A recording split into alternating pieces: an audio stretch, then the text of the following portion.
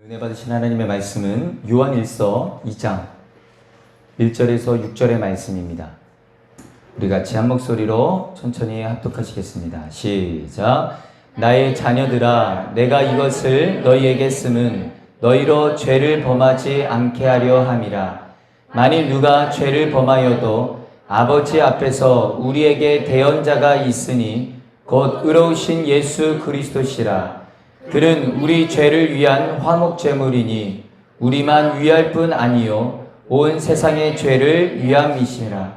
우리가 그의 계명을 지키면 이로써 우리가 그를 아는 줄로 알 것이요 그를 아노라 하고 그의 계명을 지키지 아니하는 자는 거짓말하는 자요 진리가 그 속에 있지 아니하되 누구든지 그의 말씀을 지키는 자는 하나님의 사랑이 참으로 그 속에서 온전하게 되었나니 이로써 우리가 그의 안에 있는 줄을 아노라.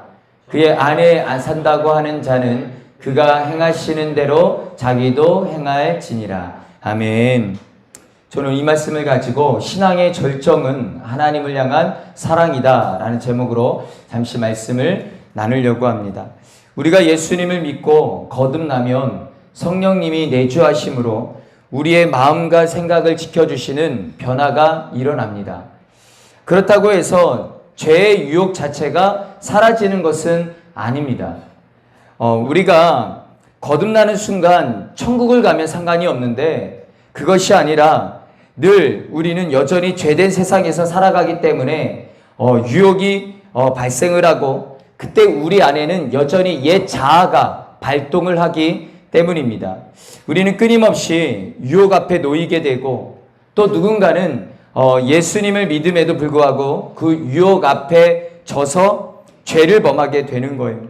그렇다면 원죄를 가지고 있는 그리고 죄의 유혹이 늘 있으며 옛사람을 가지고 있는 우리가 여러분 죄를 짓는 죄에 대해서 과연 하나님은 관용적이실까?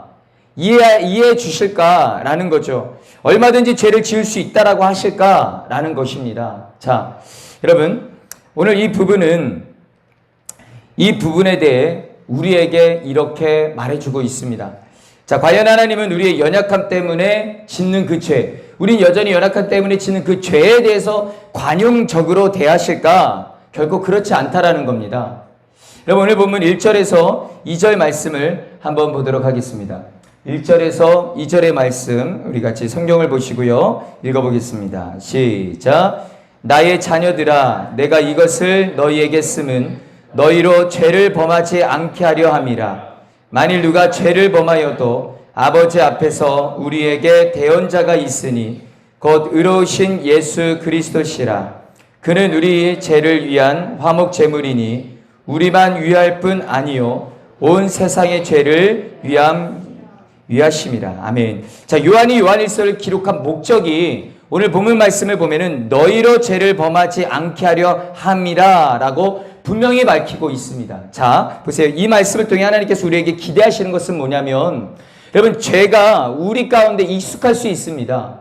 어떤 죄에 대한 부분이 우리가 이 땅 죄된 세상에서 살아가면서 여전히 익숙할 수 얼마든지 있어요. 그런데 익숙할지라도 우리 안에 원죄가 들어있고 늘 유혹이 우리의 삶 가운데 있다 할지라도 그럼에도 불구하고 죄를 짓지 않으며 사는 것을 기대하고 계신다라는 것입니다. 자, 여러분 그런데 말씀해 보면 요한은 우리가 범죄하지 않게 하기 위해 기록을 했다라고 말을 합니다. 그렇죠? 이 말씀을 보면 너희로 죄를 범하지 않게 하려 함이라. 그러니까는 범죄하지 않기 위해서 기록을 했다라고 말을 한 다음에 이어지는 말씀이 뭐라고 하냐면 만일 누가 죄를 범하면 하나님 앞에 대언자가 있고 심지어 예수님이 우리의 화목제물이 된다라고 말을 합니다. 자, 이게 무슨 말이냐면은 자, 요한은 성도들이 죄를 짓지 않기 위해 성경을 자기가 쓰고 있지만 지금 이것을 쓰고 있지만 그럼에도 성도들이 죄를 지을 수밖에 없다는 걸 인정한다라는 거예요. 자, 여러분 그래서 대언자가 있다라고 예수님이 화목제물이 된다라고 말을 하는 거예요. 자, 그러면 또 이상합니다. 뭐냐면 그것이 사실이라면 애초부터 사람이 여러분 죄를 안 짓는 건 불가능한 거잖아요.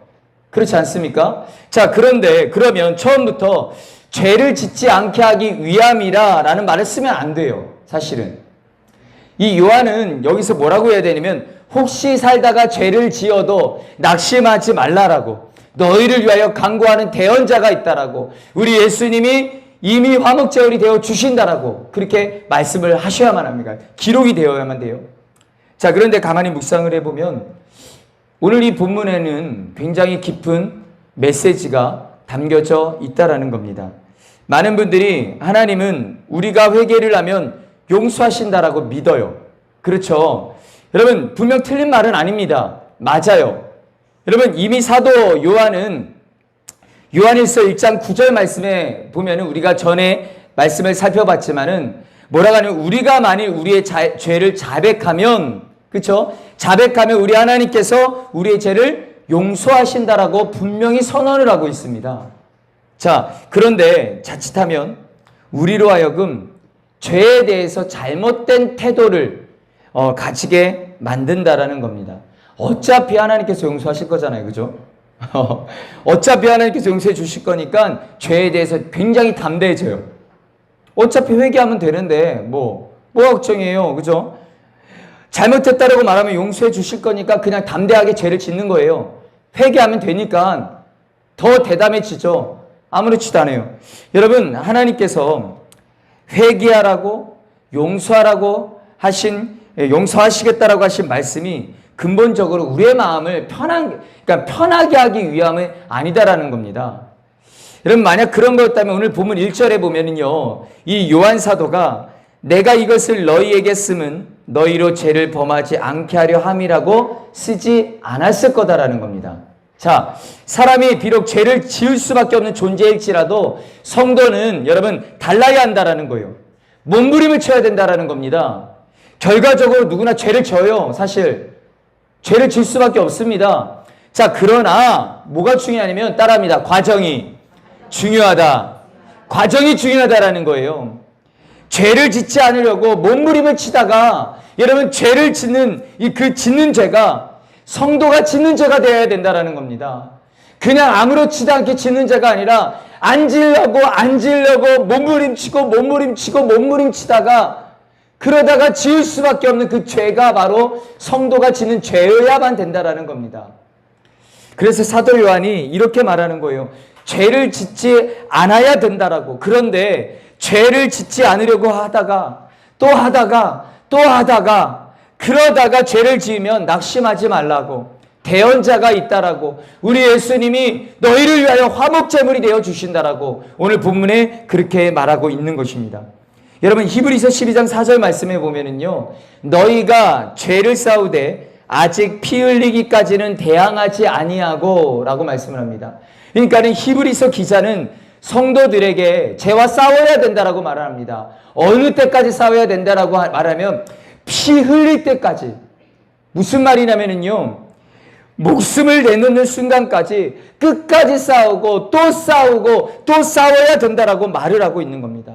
즉 히브리서의 내용과 오늘 본문의 요한일서의 내용을 합치면 그겁니다. 성도는 죄를 안 짓는 존재가 아니라 죄와 싸우는 존재다라는 겁니다. 따라합니다. 성도는 죄와 싸우고 있는 자이다.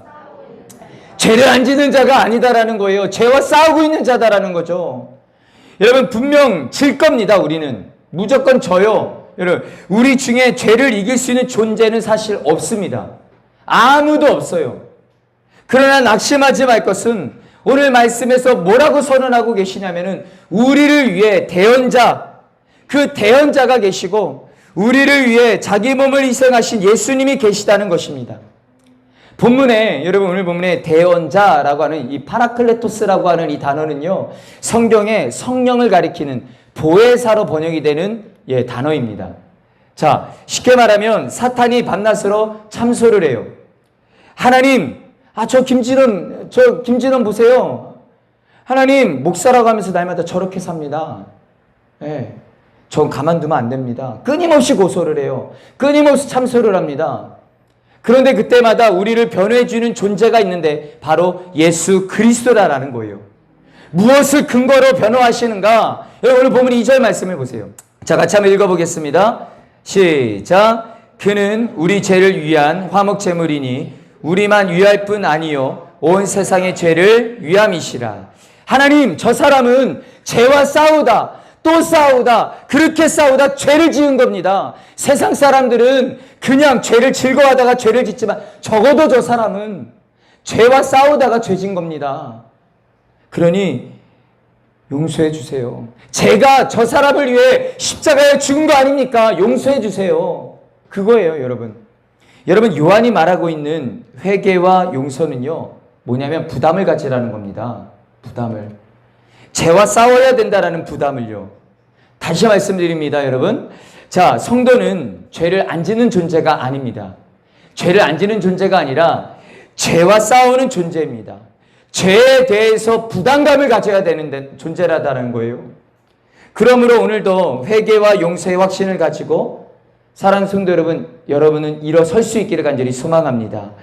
여러분 다시 싸우세요. 그러다 쓰러지면 또 일어나면 되는 거예요. 또 싸우시고 그러다가 넘어지면 또 일어나면 되는 거예요. 사랑하는 성도 여러분, 왜냐하면 쓰러졌다가 일어나는 우리를 위해 주님께서 힘주실 거니까요. 도와주실 거니까요. 예. 그렇다면 어떻게 하는 것이 죄를 짓지 않으려고 치열하게 사는 모습일까? 어떻게 하면? 자, 여러분 오늘 본문 3절에서 4절 말씀을 보시기를 바랍니다. 자, 오늘 본문 3절 4절 같이 한번 읽어보겠습니다. 시작. 우리가 그의 계명을 지키면 이로써 우리가 그를 아는 줄로 알 것이요 그를 아노라 하고 그의 계명을 지키지 아니하는 자는 거짓말하는 자요 진리가 그 속에 있지 아니하되. 자, 요한 사도는 죄를 짓지 않으려면 어떻게 해야 하는가? 자, 쉽게 말하면 사탄이 밤낮으로 참소를 해요. 하나님 보세요. 막 그렇잖아요. 저 사람 보세요. 자, 여러분 뭐냐면 죄와 싸우는 게 아니에요. 이 상황 가운데서 나라고 하는 사람이 그러한 참소와 그러한 넘어짐과 연약함에서 죄와 싸우는 게 아니라 바로 하나님의 말씀에 순종하는 삶을 살아야 된다라고 하는 말씀입니다. 여러분 쉽게 말하면 죄와 잘 싸우는 방법이 뭐냐? 따라합니다. 하나님의 말씀에 순종하는 것이다. 이거예요. 죄와 막 싸우려고 여러분 집니다. 이길 수가 없어요. 단순해요. 하나님의 말씀에 순종하는 거예요. 여러분의 삶 가운데 여러 가지 어떤 문제들이 벌어지잖아요. 관계 문제, 어떤 가정 안에서 수많은 문제. 그 문제 속에서 내가 그 부분에 대해서 싸우려고 하면 집니다. 100%. 그런데 단순해요. 다른 것이 아니라 하나님의 말씀에 순종하는 것. 그게 이기는 방법이다라는 거예요. 여러분 한번 생각해 보세요. 어떤 사람이 죄의 길에 서 있잖아요. 이렇게. 이쪽이 죄의 길에 서 있습니다. 여러분 죄의 길에 서 있는데 죄와 싸운들 이기겠습니까? 그러면 어떻게 해야 돼요? 간단합니다. 방법은 간단해요. 길을 바꾸면 됩니다. 죄의 길에 있기 때문에 우리는 여전히 그 유혹과 그 수많은 어떠한 공격 속에서 우리는 넘어질 수밖에 없어요. 그러면 간단한 그냥 길을 바꾸면 되는 거예요. 그렇죠? 어차피 계속 죄가 올 거니까 쉽지는 않습니다. 간단하다라는 거죠. 방법은 이 사람이 길을 바꿔버리면 가능성이 적어진다라는 겁니다. 그래서 요한은 죄의 길에 서서 죄와 싸울 생각을 하지 말고 죄와 싸우고 싶다면 길을 바꾸라는 거예요. 길을 바꾸라는 거예요. 물론 하나님의 말씀 안에 있어도요, 유혹을 만날 수가 있습니다. 그렇죠? 요셉이 여러분 하나님께 순종하지 않아서 보디발의 아내가 유혹한 게 아니에요. 그렇지 않습니까? 예. 그러나 놀라운 것은 하나님의 말씀 안에 서 있는 요셉은요, 절대로 넘어지지 않습니다. 이게 중요한 거예요. 죄의 길에서 만나는 유혹은요, 나를 쓰러뜨려요. 얼마든지 쓰러뜨립니다. 그러나 하나님의 말씀 안에서 만나는 죄의 유혹은요, 절대로 나를 쓰러뜨릴 수가 없습니다. 자, 죄와 싸우는 것이 아닌 하나님의 말씀에 철저하게 순종하려고, 그러니까 철저히 순종하려고 노력을 하면 할수록 죄와 멀어진다라는 것입니다. 말씀에 우리 인생에 걸면 하나님의 말씀에 나의 인생을 걸면, 하나님의 말씀에 우리의 가정을 걸면, 하나님의 말씀에 우리의 교회를 걸면 절대로 죄는 우리를 건들지 못할 것입니다. 여러분, 그것이 사도 요한이 우리에게 주는 교훈이에요. 자, 그렇다면 누가 죄의 길을 버리고 하나님의 길로 여러분 옮겨오는가? 말씀해 보니까 하나님을 아는 자가 길을 옮겨온다는 것입니다. 여러분, 항상 말씀을 드리지만 히브리어나 헬라어의 안다라고 하는 말은 지식적인 암, 어떤 추상적인 알미 아니라 경험적인 알미다라고 말씀을 드렸습니다. 그렇죠? 경험에서 구체적으로 안다라는 뜻이 있어요. 그러니 하나님을 경험하여 하나님을 아는 사람은 반드시 말씀의 그 길로 옮겨오게 된다라는 것입니다. 죄의 길에 서 있는 것이 아니라 그 길을 바꾼다라는 거예요.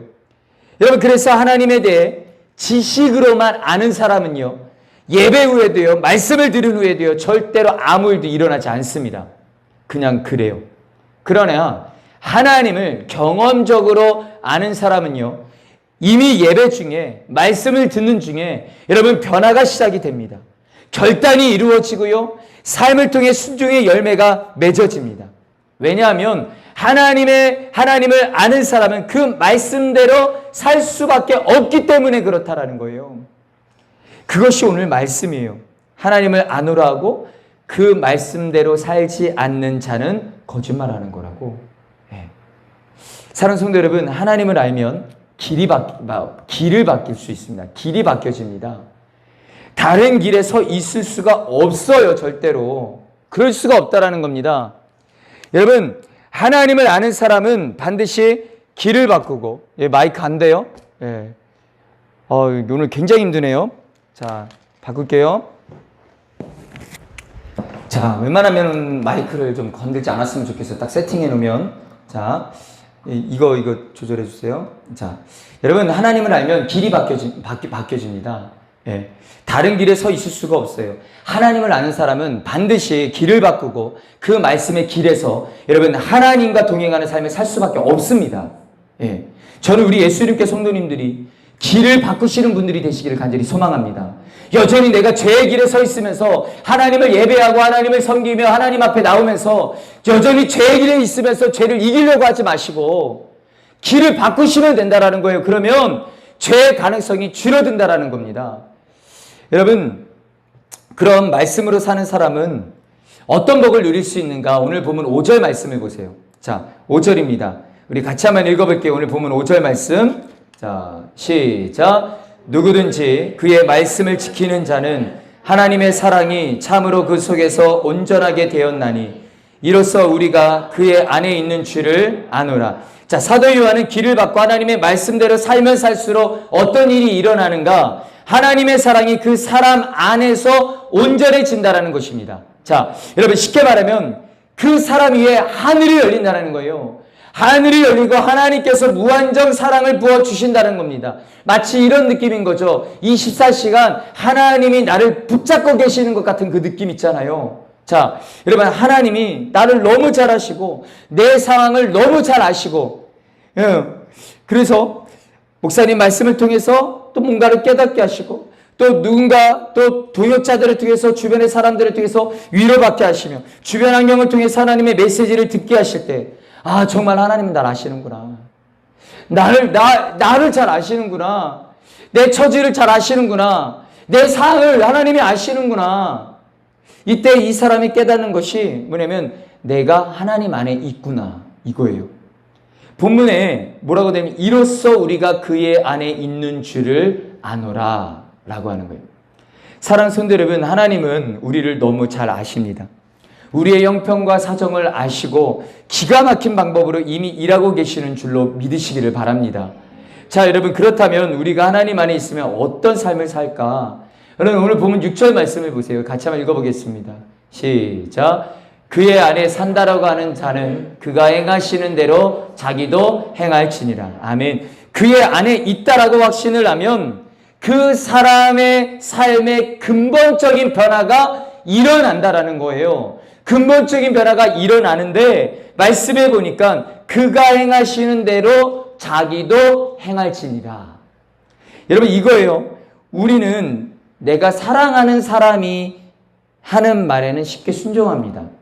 그런데 나를 사랑하는 사람이 내게 하는 말에는 순종을 잘 못합니다. 자, 다시 여러분, 내가 사랑하는 사람의 말은요 내가 참 잘 들어요.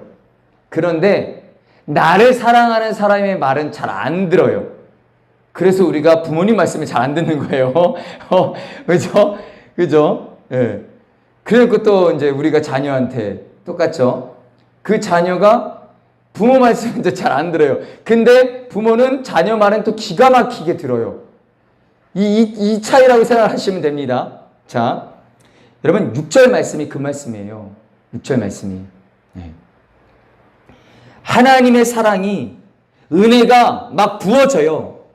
하나님의 자녀들에게, 우리에게 막 하나님의 사랑이 막 부어져요. 그러면 깨닫게 되는 것이, 아, 내가 하나님 안에 있구나. 정말로 내가 하나님 안에 있구나. 이것이 감동이 되면은요, 이 사람은 자기도 모르게 하나님을 사랑하게 됩니다.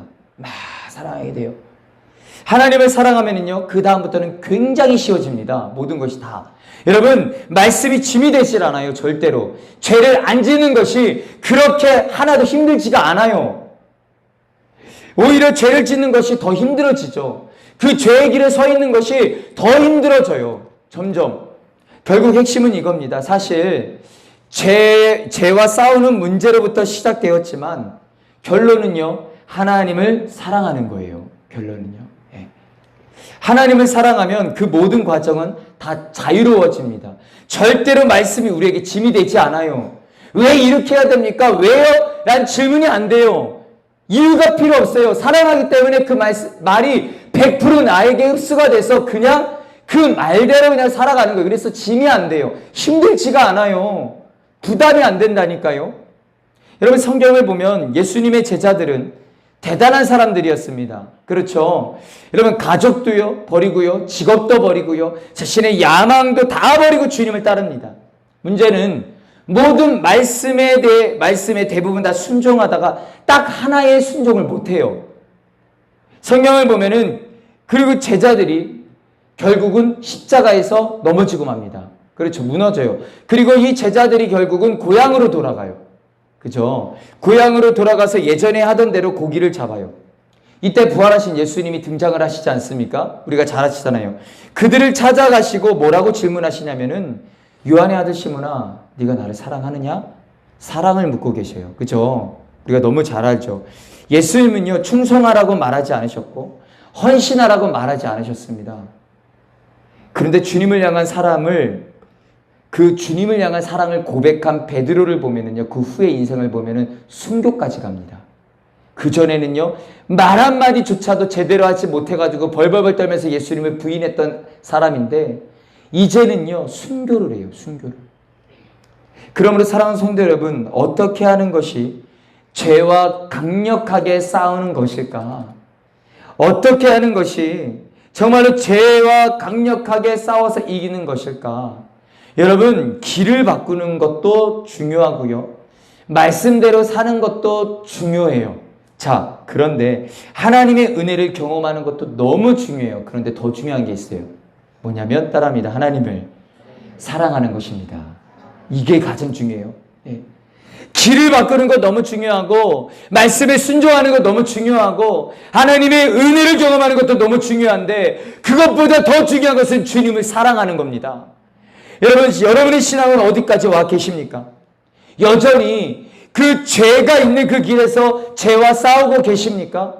여러분, 길을 바꿔야 합니다. 길을 바꾸셔서 말씀 안에 여러분, 우리가 있는지를 돌아보셔야 됩니다. 말씀에 더 깊이 들어가십시오. 그리고 또 어디까지 가야 하는가? 하나님의 사랑이 온전케 하는 순간까지 가야 합니다. 거기까지 갔다면 멈추지 마세요. 그 다음엔요, 확신으로 가야 됩니다. 뭐냐면, 내가 주님 안에 있다라는 확신을 가지고 이제는 주님을 사랑해야 된다라는 겁니다. 여러분, 이제 말씀을 좀 정리하려 합니다. 우리가 하나님을 알지만 여전히 우리는 죄의 길에 서 있습니다. 그렇죠? 그런데 하나님을 사랑하면 길을 바꾸게 될 것입니다. 이 사람이 하나님을 사랑한 사람인지 아닌지를 아는 것은 간단합니다. 죄의 길에 서 있는 사람인지 길을 바꾸고 있는 사람인지를 보면 알아요. 여러분, 하나님을 사랑하면 길을 바꾸게 될 겁니다. 그것이 더 깊어지면은요, 길을 바꿔서 더 깊어지면 이제 하나님의 말씀이 너무 즐거워지는 거예요. 그분의 말씀이 사랑하니까 어떤 말도 귀에 쏙쏙 들어와요. 그렇죠? 하나님의 말씀이 너무 즐거워지고, 그 즐거워지면 하나님께서 하늘문을 여시고 은혜를 부어주실 겁니다. 우리에게. 그 순간이 이제 핵심이에요. 신앙의 절정인 순간, 여러분, 하나님을 즐거워하기 시작을 한다라는 겁니다. 그러면 그 사람은요, 죄가 싫어지기 시작을 합니다. 거절하기 시작을 해요. 말씀이 좋아집니다. 교회가 좋아지고요, 하나님이 좋아집니다. 그럼 이 사람에게 죄를 지을 가능성은 더 멀어질 수밖에 없다라는 거예요. 그렇죠? 사랑하는 성도 여러분, 우리 예수님께 성도님들이 죄를 짓지 않는 매일매일의 삶이 될 수 있기를 주님의 이름으로 간절히 축원합니다. 예, 불가능해요. 불가능합니다. 사실 죄를 안 지을 수는 없어요. 그런데 노력할 수는 있습니다. 몸부림칠 수는 있다라는 거예요. 어떻게요? 여러분, 이쪽에 계신 분이 이쪽으로 옮기면 되는 거예요. 죄의 길에 서 있는 사람이 길을 바꾸면 된다라는 겁니다. 여러분, 그리고 더 깊이 들어가려고 하십시오. 더 깊이 들어가는 분은요, 하늘이 열리는 걸 경험하게 되실 겁니다. 하늘문이 열려서 나에게 은혜가 부어지는 것을 경험하게 되신다라는 거예요. 그리고 이렇게 고백했으면 좋겠습니다. 하나님, 제가 주님을 사랑합니다. 우리 삶에서 주님을 향한 사랑이 계속적으로 전진해 나아갈 수 있기를 주님의 이름으로 간절히 축원합니다. 여러분, 지난주에 그런 말씀을 드렸어요. 하나님이 내 편이 되어 주시는 것이 신앙이 아니라 내가 하나님 편이 되는 것이 신앙이라고. 그렇죠? 여러분, 오늘 말씀도 마찬가지입니다. 하나님이 우리를 사랑하시는 것이 신앙의 절정이 아니라 신앙의 절정은 우리가 하나님을 사랑하는 것입니다. 그 하나님의 사랑 앞에 반응되어서 우리가 하나님을 향하여 그 사랑을 고백하는 겁니다. 하나님께서 우리를 사랑하신다는 사실이 정말 마음에 믿어지셔서 주체할 수 없는 사랑으로 하나님께 나아가는 것. 그래서 하나님이 내가 원하는 일을 해주시는 것이 아니라 내가 하나님이 원하는 일을 하겠다라고, 하나님이 기뻐하시는 그 길로 가겠다라고, 여러분, 그렇게 고백할 수 있는 저와 여러분이 될 수 있기를 간절히 소망합니다. 하나님, 내가 하나님의 영광이 되기를 원합니다. 하나님, 내가 하나님의 기쁨이 되기를 원합니다. 이것이 저와 여러분의 고백이 되시기를 간절히 소망합니다. 이 시간 여러분 좀 같이 기도했으면 좋겠는데요. 이 시간 기도할 때, 하나님, 비록 제가 지금은 죄 가운데 넘어져 있지만 다시 일어나게 하시고 또 다시 일어나게 하시고, 그러다 넘어져도 또 다시 일어나게 하시고, 일어나면서 끝나는 것이 아니라 말씀을 향해 나아가게 하시며 하나님과 교제로 더 들어가게 하셔서 나도 주님을 사랑하고 우리 가정도 주님을 사랑하고 우리 교회도 주님을 사랑할 수 있게 도와달라고 이 시간 우리 주님의 이름 한번 부르시고 동서로 간절히 기도하겠습니다. 주여!